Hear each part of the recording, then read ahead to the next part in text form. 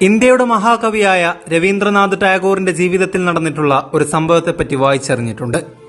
കുട്ടിയായിരുന്ന ടാഗോർ താൻ എഴുതിയ കവിതകൾ അച്ഛനെ ചൊല്ലിക്കേൾപ്പിക്കുകയുണ്ടായി. അച്ഛന്റെ പ്രതികരണം ഇങ്ങനെയായിരുന്നു: ഞാനൊരു രാജാവായിരുന്നുവെങ്കിൽ നിനക്ക് മുന്തിയ സമ്മാനങ്ങൾ നൽകുമായിരുന്നു. നീ അർഹിക്കുന്നത് തരാൻ എനിക്ക് സാധിക്കുന്നില്ലല്ലോ മകനെ. ആ വാക്കുകൾ ഉച്ചരിക്കുമ്പോൾ ടാഗോറിന്റെ പിതാവ് കരയുകയായിരുന്നു. ടാഗോറിന് ലഭിച്ച ഏറ്റവും വലിയ പ്രതിഫലം ആ കണ്ണുനീർ തന്നെയായിരുന്നു. ലയണൽ മെസ്സിയെക്കുറിച്ച് ആലോചിക്കുമ്പോൾ ഈ കഥയാണ് ഓർമ്മ വരുന്നത്. ആയുസ്സുള്ള കാലത്തോളം ആഘോഷിക്കാനുള്ള നിമിഷങ്ങളാണ് മെസ്സി തന്നിരിക്കുന്നത്.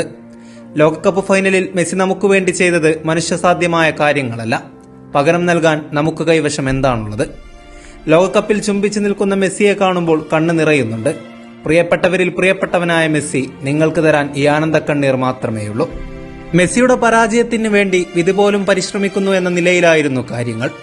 അർജന്റീന 2 തവണ ഫ്രാൻസിന്റെ വലകുലുക്കിയപ്പോൾ എല്ലാം ശുഭകരമായി പര്യവസാനിക്കുകയാണ് എന്ന് വിചാരിച്ചതാണ്. പക്ഷേ ഇടിമിന്നലായി മാറിയ എംബാപ്പെ കളിയെ അധിക സമയത്തിലേക്ക് കൊണ്ടുപോയി. എക്സ്ട്രാ ടൈമിന്റെ അത്ഭുത ഗോളിലൂടെ മെസ്സി അർജന്റീനയെ വീണ്ടും മുന്നിലെത്തിച്ചതാണ്. പക്ഷേ നിർഭാഗ്യം ഹാൻഡ്ബോളിന്റെ രൂപത്തിൽ വന്നു. എംബാപ്പെ വീണ്ടും സ്കോർ ചെയ്തു. അങ്ങനെ പെനാൽറ്റി ഷൂട്ടൌട്ടിന് കളമൊരുങ്ങി. അർജന്റീനയുടെ ആദ്യത്തെ കിക്കെടുത്തത് മെസ്സിയാണ്. ഒരു മനുഷ്യന് സഹിക്കാൻ കഴിയാവുന്നതിലേറെ അയാൾ അതിനോടകം അനുഭവിച്ചിരുന്നു. ഉന്നം പിഴച്ചാൽ പോലും നാം മെസ്സിയോട് ക്ഷമിക്കുമായിരുന്നു. പക്ഷേ മെസ്സി ഹൈസ്കൂളായിരുന്നു. ഫ്രഞ്ച് ഗോളി ലോറിസിനെ പരിഹസിക്കുന്ന രീതിയിൽ മെസ്സി പന്തിനെ തഴുകിവിട്ട് ഗോളാക്കി മാറ്റി. ആ ചങ്കുറപ്പിന്റെ മുമ്പിൽ വിധിക്ക് തോറ്റുകൊടുക്കുകയല്ലാതെ നിവർത്തിയില്ലായിരുന്നു. ലോകകപ്പ് ജയിക്കാനുള്ള അർഹത മെസ്സിക്കുണ്ടായിരുന്നു.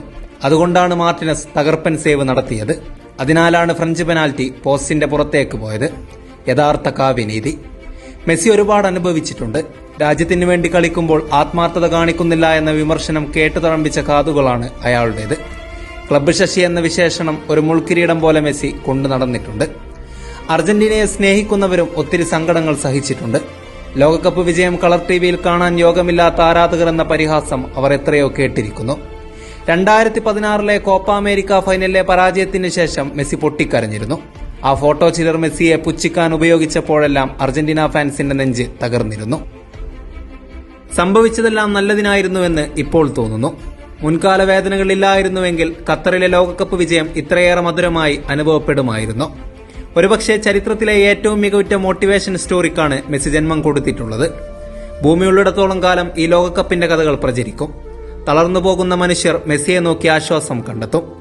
ലോകകപ്പ് ഫൈനലിനെ ഫ്രാൻസ് ഒരു യുദ്ധം പോലെയാണ് സമീപിച്ചത്. ഫ്രാൻസ് ടീമിന്റെ ഒഫീഷ്യൽ ഫേസ്ബുക്ക് പേജ് സ്വന്തം കളിക്കാരെ വിശേഷിപ്പിച്ചത് സൈനികർ എന്നാണ്. പക്ഷേ കളിയുടെ ആദ്യ പകുതിയിൽ ഫ്രാൻസിന്റെ പൊടി പോലും കണ്ടുപിടിക്കാനായിരുന്നില്ല. ഒരു ഷോട്ട് പോലും ഗോളിയുടെ നേർക്ക് പായിക്കാൻ അവർക്ക് സാധിച്ചിരുന്നില്ല. അർജന്റീന സ്കോർ ചെയ്ത 2 ഗോളുകൾ ആ സമഗ്രാധിപത്യത്തിന്റെ ഫലമായിരുന്നു. മെസ്സിയുടെ പെനാൽറ്റി ഗോൾ സുന്ദരമായ കാഴ്ചയായിരുന്നു.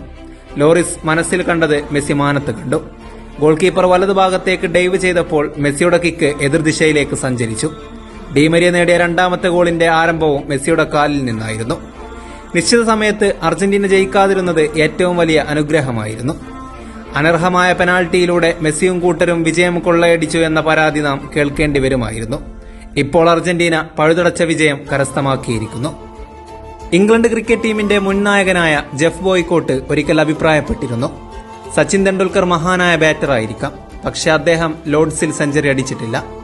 നമ്മുടെ സ്വന്തം ഹർഷ ബോഗ്ലെ അതിനൊരു ക്ലാസിക് മറുപടി കൊടുത്തിരുന്നു: സത്യത്തിൽ ആരുടെ നഷ്ടമാണത്, സച്ചിന്റെയോ അതോ ലോർഡ്സിന്റെയോ?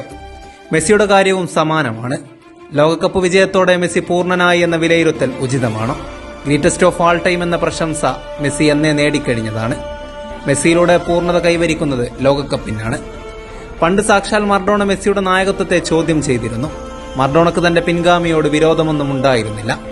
താൻ ആഗ്രഹിച്ചത് നേടാതിരുന്ന മകനോട് പരിഭവിച്ച പിതാവിനെ പോലെയായിരുന്നു മർഡോണ. ജീവിച്ചിരിപ്പുണ്ടായിരുന്നെങ്കിൽ മർഡോണ ഒരു വാചകം പറയുമായിരുന്നു, ഒരേയൊരു വരി: നീ എന്നോട് ക്ഷമിക്കണം ലിയോ. സെമിഫൈനലിൽ മെസ്സിക്ക് മുമ്പിൽ നിഷ്പ്രഭനായി പോയ ക്രൊയേഷ്യയുടെ ജോസ്കോ ഗാർഡിയോൾ മത്സരശേഷം മനസ്സ് തുറന്നിരുന്നു. ചരിത്രത്തിലെ ഏറ്റവും മികച്ച കളിക്കാരനോടാണ് തോറ്റത് എന്ന് ഞാൻ എന്റെ കുഞ്ഞുങ്ങളോട് പറയും. നമുക്കും നമ്മുടെ കുട്ടികളോട് ചിലത് പറയാനുണ്ട്. ഖത്തർ ലോകകപ്പ് നാം അഭിമാനപൂർവ്വം കണ്ടിരുന്നു. മെസ്സി എന്ന ഒറ്റയാൾ പട്ടാളം ഒരു രാജ്യത്തെ എവറസ്റ്റിനോളം ഉയർത്തിയത് നാം കണ്ണുനിറയെ കണ്ടിരുന്നു.